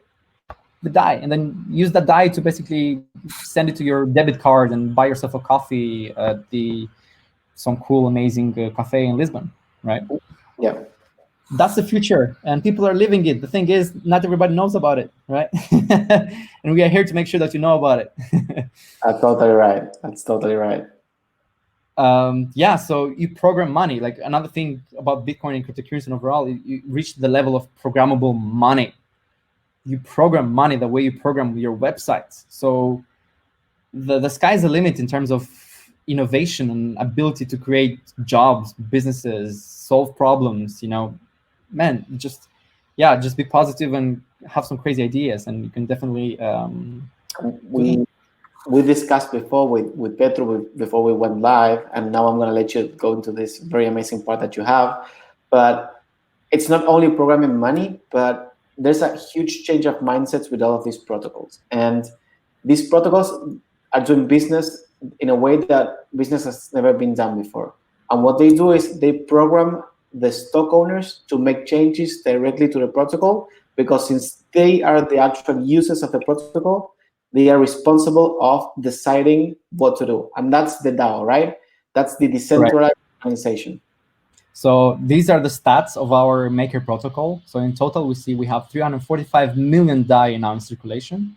And all that DAI is backed by Ether, which is 245 million, 2 million from BAT, 76 from USDC, Bitcoin here, KNC, 0x, Mana, and so on, right? And the protocol accumulates fees, for example, because in order for you to generate funds, DAI depends on the governance of the protocol. You have to pay fees. For example, USDC, they charged 4%, right? So those 4% are put back in the protocol. So looking here at the system surplus, the protocol now has made so far 311,000 DAI. That's $311,000 that sit in the protocol. Now the whole community of MKR token holders, now they can decide what to do with these funds. Usually what happens is when it reaches this threshold, then every 10,000 DAI that's generated extra buys MKR on the market and basically burns it, right? So the price of MKR increases overall in time by having its supply decrease, right? But there's other interesting incentives for this. So for example, MKR protocol holders, they can decide to reward developers or some companies to maintain the network, right? And they will pay them in DAI directly. So again, you miners, they're working for the Bitcoin blockchain to mine the transactions and get paid in Bitcoin, right? Now you can basically work for a protocol on top of the Ethereum blockchain, and that protocol is going to pay you for your job. Be it you provide legal advice, technical knowledge, integrations, anything that the MKR protocol holders find useful, they will pay for you, right? So a different mindset again. This is still very early, but like we are close. We're close reaching that stage. So for me, this is fascinating. I agree. So yeah, next. Now, how can we all interact with these contracts? Like we showed here, we have the blockchain, we have the HTTP, but then how do you interact with these blockchains, right? The Etherscan itself, it's a front end, it's a website out there, right? Hosted on a server somewhere. So usually what they do is they run Etherscan, for example, they run a node, a blockchain node themselves, and they communicate to that node directly through some libraries. For example, Web3 Js library, right? And then through this Web3 JS library, they can pull all the data they need from the blockchain about the contracts, transactions, wallets, and so on, and display it nicely on the website, right? So that's what usually you'll see with blockchains. You'll see all these libraries. I have this list for you here in JavaScript, right? But there's many libraries in Java, Python. What else is there? I think .NET, they have libraries and so on, right? So it depends on your stack where you're working. You can have libraries for that. So most of the front-end applications, most of the sites out there that use blockchain are decentralized applications. Let's say they use some sort form of a Web3 library, be it Web3 JS, Ethers.js, Light.js, and so on. Even us at Maker Protocol, MakerDAO, has its own library called Dai.js, right? And this library wraps the Web3 JS as well, and basically allows people to easily check Dai's balance, create a vault, mint new Dai through depositing collateral, and so on, right? So it's basically all this. There's a ton of JavaScript functions available for you to use to build your front-end application that interacts with blockchain applications. So next, I'll quickly show you the docs for Web3 to see how it works, and then I'll show you how to deploy a quick, small smart contract on Ethereum blockchain, and then show you a bit a project on how you can interact with that contract on the blockchain. So first is the Web3 JS documentation. So here you can basically go and learn anything about the library and how you can use it in your project, just to read some data from the blockchain, right? I'm not going to go into detail into this, but you can see there's plenty of things that you can do and see, right? So yeah, I'm not going to go into details in this. But yeah, please, I wanted to show you this just to see. And as future developers, most of your time will be spending time on these kind of interfaces to read information about the libraries, APIs, and so on, right? So make it a custom for you to basically always take part and read and update yourself and learn. And if you ever build something, just create a good documentation for people to know how to use it. Exactly. That's also very important. Give back.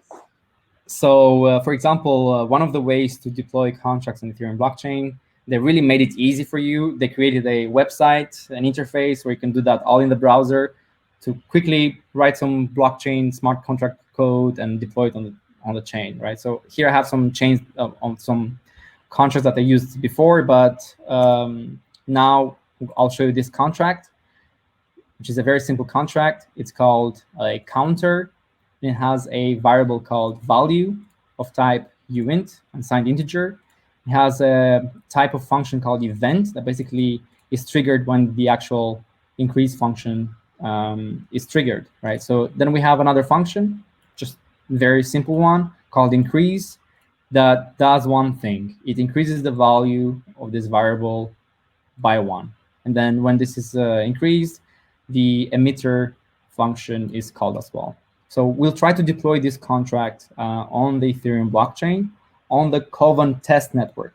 It's not on mainnet because mainnet costs money, but on the test network, you basically have the same environment, but it's free, right? Free Ether. You can play with that. So I have my crypto wallet here. I have some ETH. This is fake ETH, remember? All connected. And now I'll basically try to deploy this. So first, you choose the compiler version of the Solidity language, right? That's very important. Try to compile it. Okay, compile successful.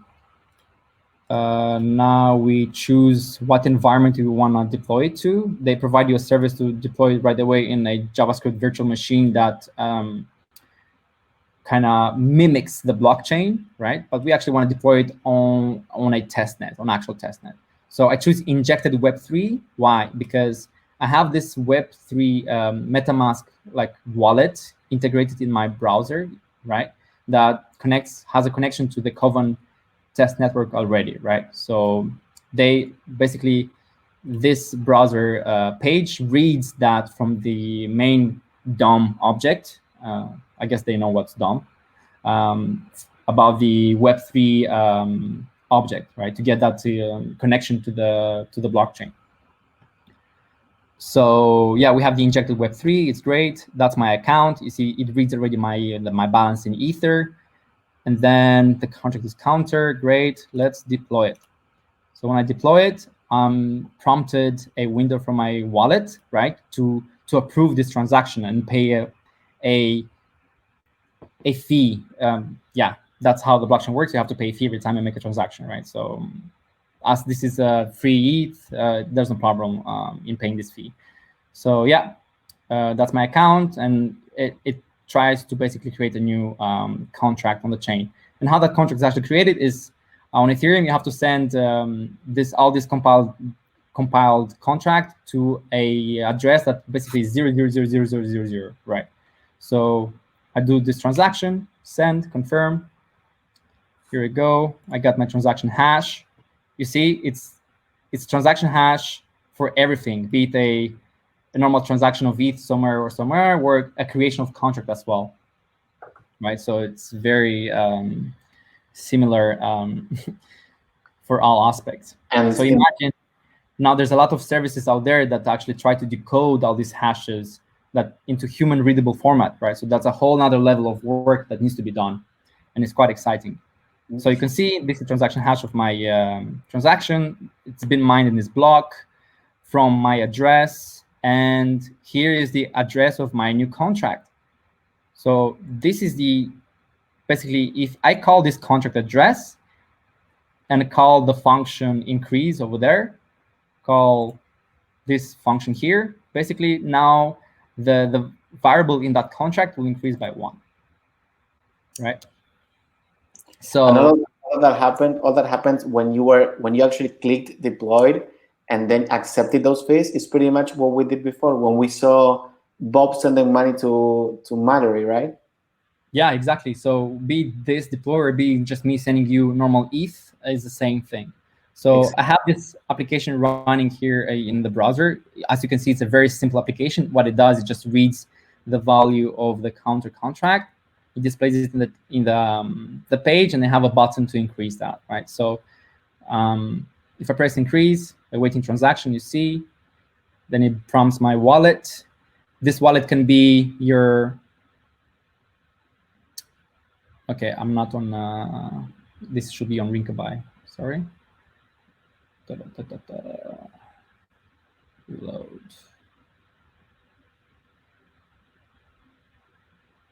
All right, let's do again. So yeah, as you can see, basically, yeah, clearly, every time you have an interaction with the chain, you have to sign that interaction through a transaction, right? So now I'll try confirm and sign, and the transaction is waiting to be confirmed. I'll have that later than being displayed here. So now you as future web developers, for example, you have to think about how to create this user experience that really will facilitate the job for the user, right? So that's a lot of work in there, handling these transactions, how it works, and so on. So let's see. Okay, still. So Rinkaby is actually a bit slower than Kovan, so that might take a bit of time, a couple of more seconds. But here you go.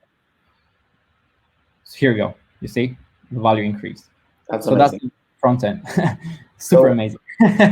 So you could say that we actually coded a blockchain, then coded a smart contract, and made it work, right? Yeah, exactly.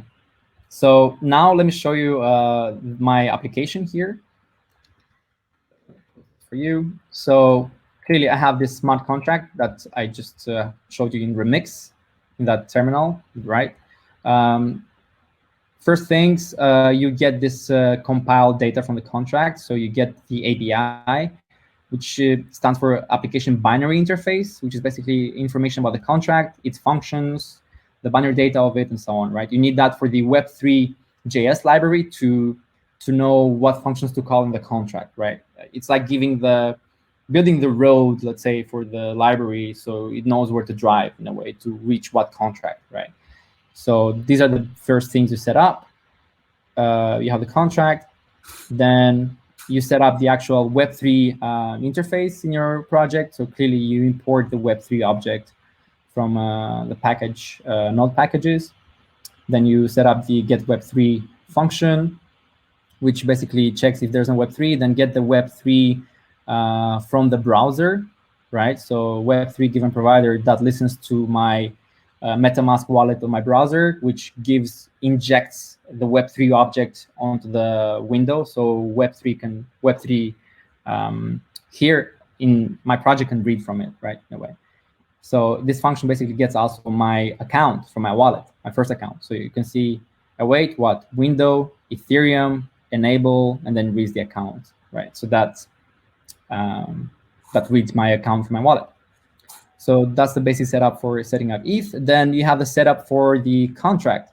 So yeah, this is the artifacts. It's a JSON format, all the information about the contract. Then you set up a small JavaScript file where you import all the artifacts. You import the Web3 wrappers to connect to the Web3 to the blockchain. Then you create the interface for the contract. So here you import the data about the contract. So you get its name, you get all its necessary artifacts. You parse the API and then set up the function for it. And then here, basically, you get the actual contract. So that's the address of the contract that I deployed earlier. And then here we have the actual contract object that can be used now in my application anywhere I want. So in my application, in the components here, counter, this is a simple React application that you built. So here, basically, you have typical functions from React. When you on the component, you get the contract, the counter contract from the props, because it's giving the props before. You set up the initial value of that variable in the contract by calling this function. So you can see this is a function that calls basically the contract on the Ethereum blockchain to get that value that increased by 1. Right? And then we set it up in the state of the React class. Right? And then we have an event that listens to changes in the contract. So on data that happens when the transaction is submitted, then the value is updated in our React application. And then the same thing, if you want to actually increase that counter through my clicking of the button on the page, then it's done through this function right here. Right? But again, we have the counter contract.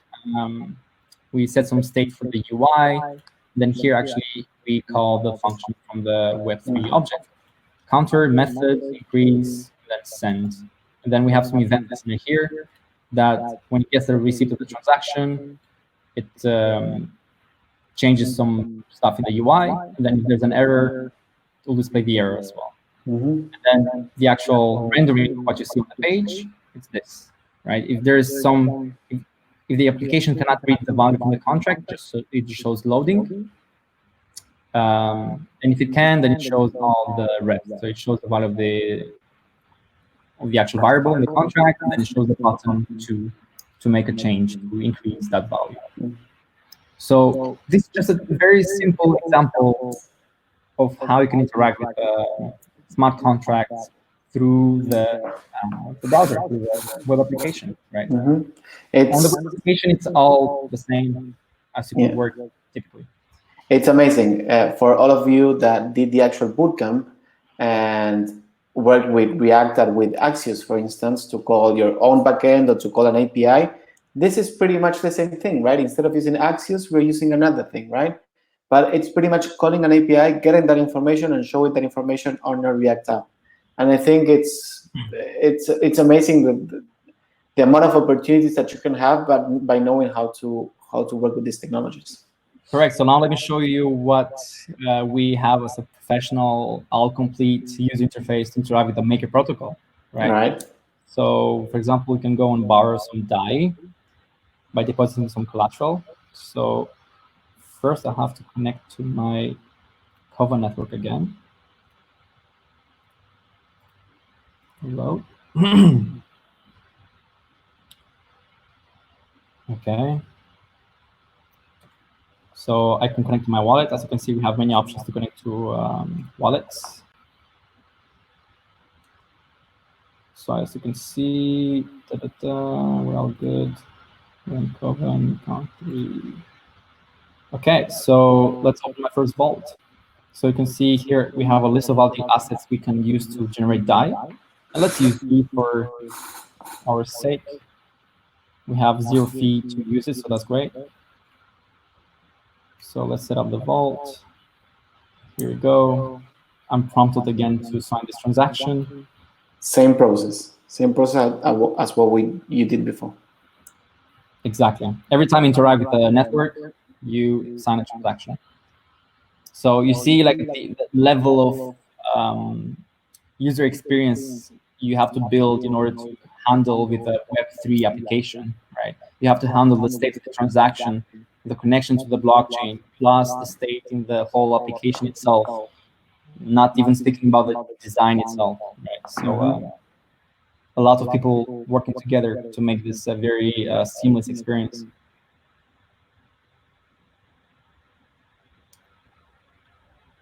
Okay, so 7 out of 10 confirmations.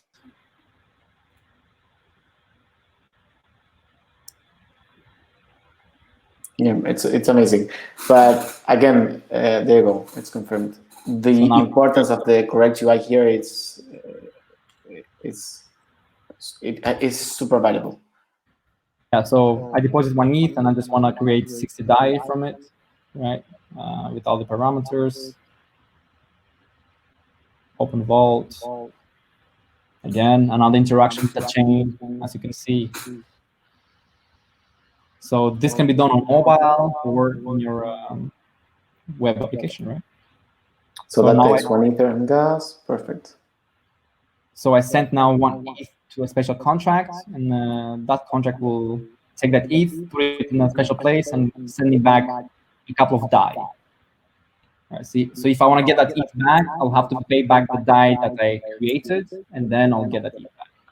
Mm-hmm. And there you go. See how it says already the estimated time is 20 seconds, but you also have a spinner on the top right corner. So it's a lot of UI going on so that people know what's happening. Exactly. So there's a lot of logic behind this. Yeah. So here we go, for example, that's my vault. Oh, that's a nice number. Here we go. That's my ID of my vault. See, here I have how much I created of DAI. No, wait, sorry. Here, 60 DAI, our ratio, because we have to follow some ratios in the borrowing part here. It shows you how much ETH you have locked, and then how much you can withdraw if you want to keep the liquidation ratio correct, and so on. So it's an interesting UI, and many UIs are built specifically for their purpose, right? So that's just an example of what we are doing in the Maker protocol.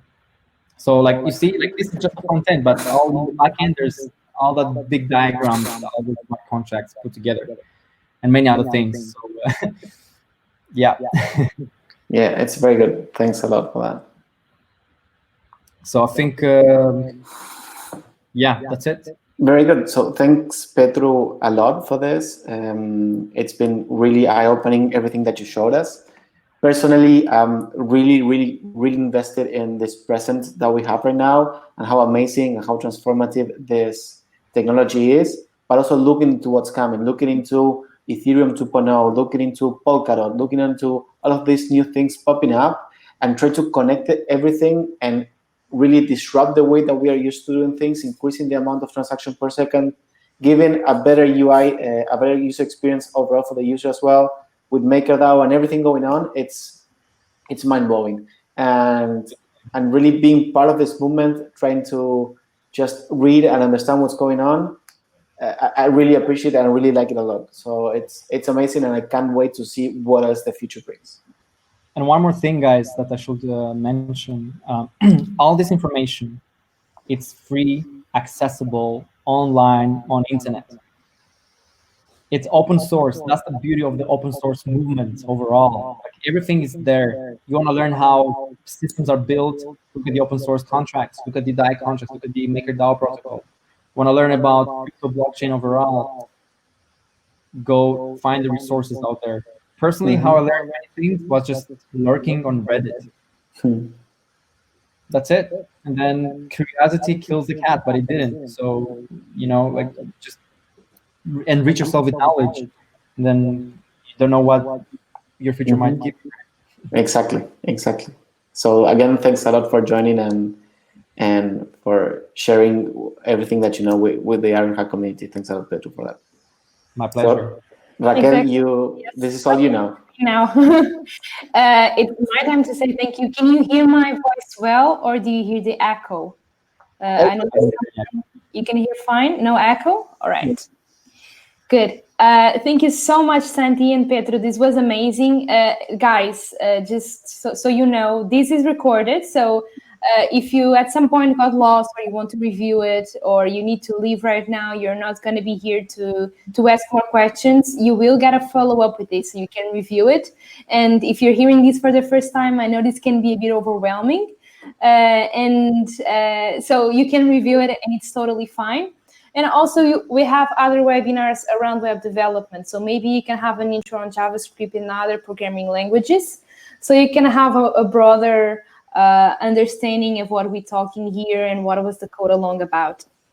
All right, guys. So maybe we have a bit of time for a few questions. A lot of you asked a lot of questions in the chat. I hope we can tackle at least some of them right now.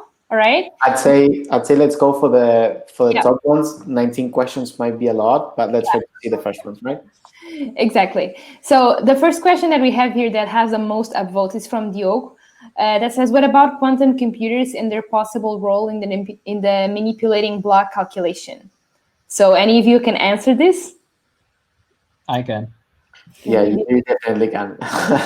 So that's a very classical technological development that happens all the time in technology and computer science. When it's available, there will be other tools built to prevent these attacks, right? It's a cat and mouse chase kind of analogy, right? That's how it works, pretty much. So a new encryption algorithm. So if quantum computers get out, then with quantum computers, we'll be able to create new encryption algorithms that quantum computers will not be able to break. So again, we are at position 0. So we have to wait for galaxy computers to come and break up, and then you build a new encryption algorithm for that, right? So don't worry about that. I mean, look at it, see what's going on. But for example, for these typical blockchains right now, if something like that comes up, then you can clearly make an improvement to the protocol to be resistant to those kind of attacks, right? That's it. All right. There's a question here that was made a while ago, and you kind of tackled this a little bit, which is, when will this technology be available to everyone, like in a more user-friendly way? I know there's some work being done there, which is kind of related to another question that we have here, which is, will banks and powerful people, so to speak, allow this technology to outweigh them? Like, is this what do you think about this?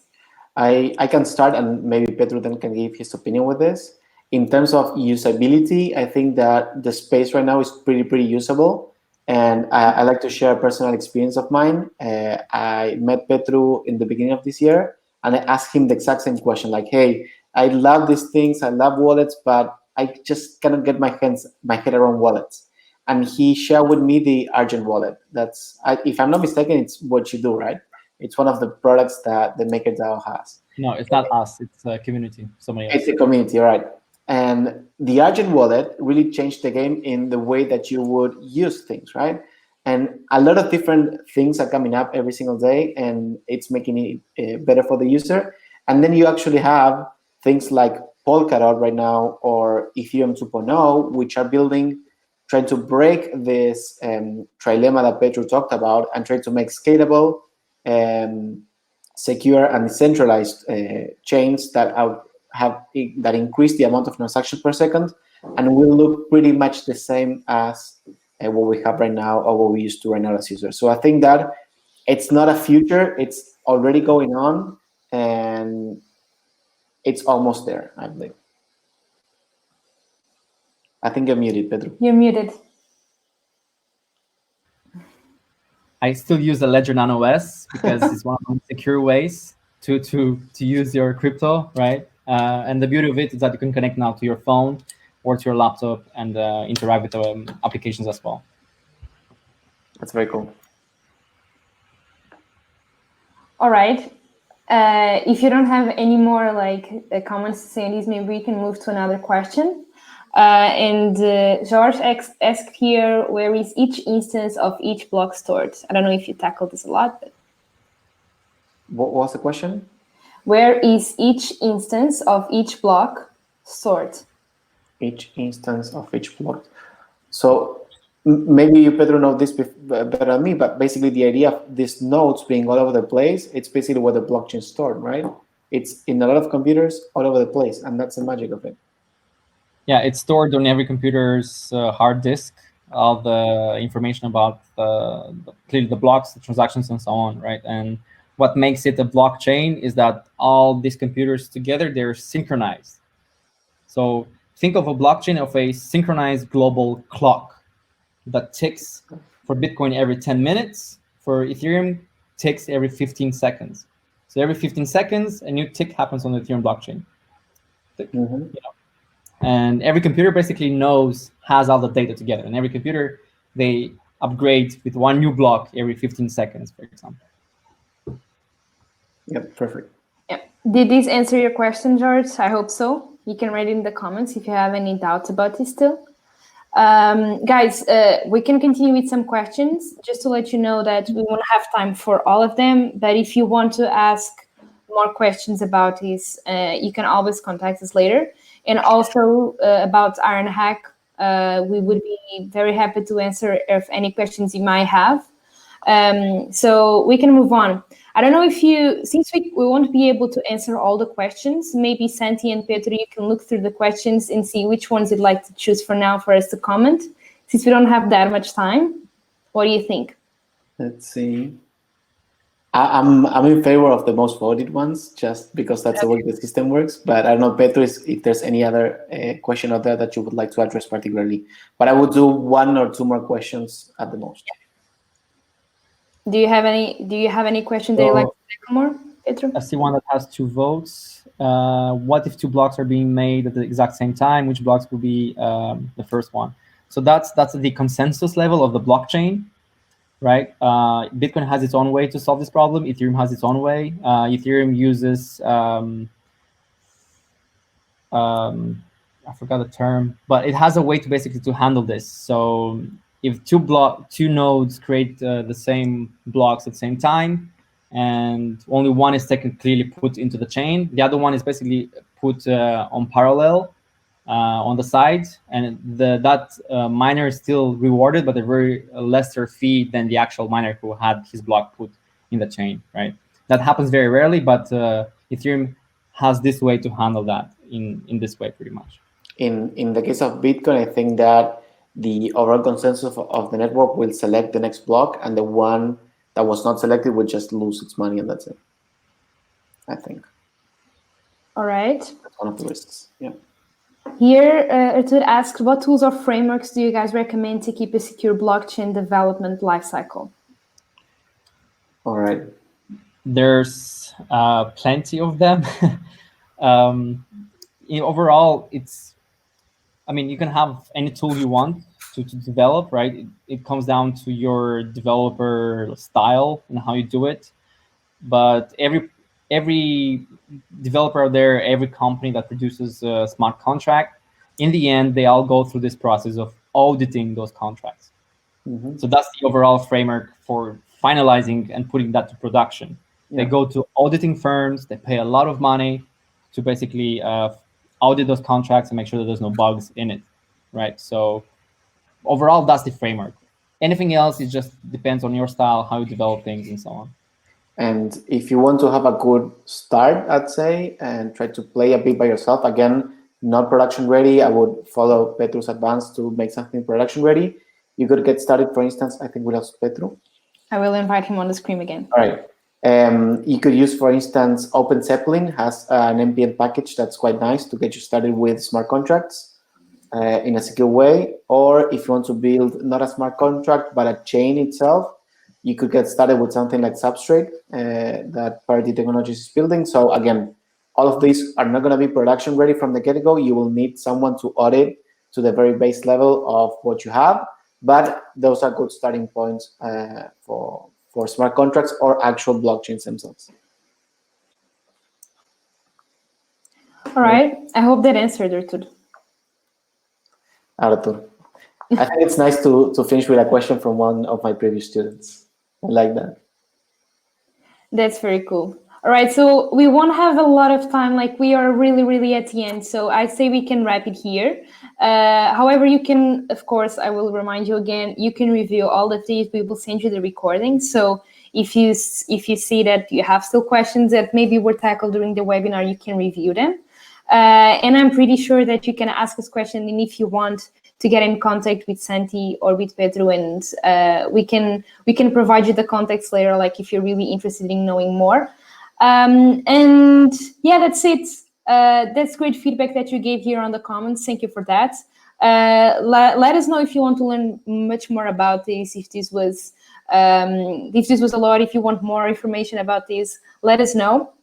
And yeah, I think that's it. Do you want to say something, Santi and Pedro? No, I just want to thank Petru first for being here with us and with the Ironhack community. It was very nice to have him on board, and thank you very much again. And of course, thanks everyone for joining. I think we have, this is almost 400 people, 367. So it's amazing. Thank you all very much. We've been here live for almost 2 hours, and you've been an amazing crew. You asked amazing questions. So thanks a lot for hanging there with us. If anyone wants to reach me out for anything regarding Maker or anything blockchain, reach me at Petru_Katana on Twitter or Petru Katana on LinkedIn. And I'll be happy to help you out.